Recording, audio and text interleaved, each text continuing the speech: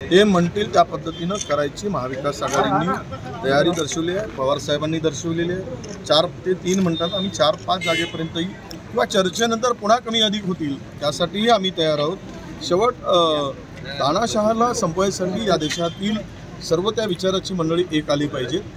हा देशाच्या संरक्षणासाठी आणि लोकशाहीसाठी ही काँग्रेसची भूमिका आहे आणि त्या भूमिकेला आम्ही पक्के आहोत। प्रकाश आंबेडकर सुद्धा त्याच भूमिकेशी त्यांची मान आहे आणि अशा स्थितीमध्ये मला वाटतं की कुठेही अडचण येणार नाही आणि मी एका ताकदीनं लढू।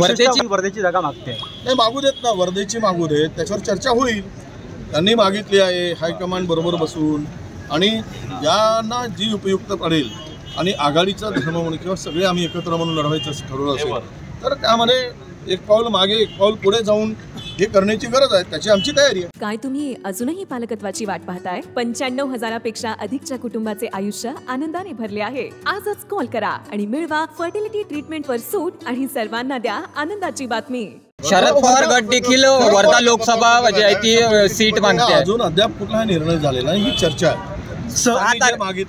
मागितली आहे किंवा त्यावर चर्चा होणे अपेक्षित आहे। 2 दिवसामध्ये चर्चा होऊन यावर निर्णय होईल।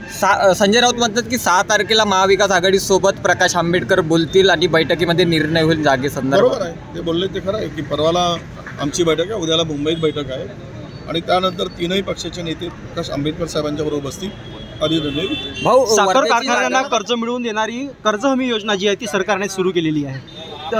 NCDC थुंकल्यानं पुन्हा चाटण्याचं काम आहे। ज्यावेळेस काँग्रेसचं राज्य होतं त्यावेळेस हीच मंडळी आरोप करत होती की ही लूट आहे, तिजोरीची लूट आहे। विदाऊट आम्ही एवढे सगळ्या सरकारने बुडीत निघाले, बुडवलं कर्ज बुड्यांना आणि राज्याच्या तिजोरीला आम्ही धक्का लागू देणार नाही म्हणणार आहे। आता बिनधास्तपणे जे सोबत येत आहेत त्यांच्या कारखान्याला मदत करतायत।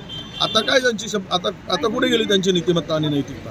सत्तेसाठी वाटेल ते अशा पद्धतीची मंडळी आहे, सत्ता लोलूप मंडळी आणि सत्तेचे हावरट मंडळी ते कुठल्याही स्तराला जाऊन निर्णय घेऊ शकतात, हे सिद्ध झालं।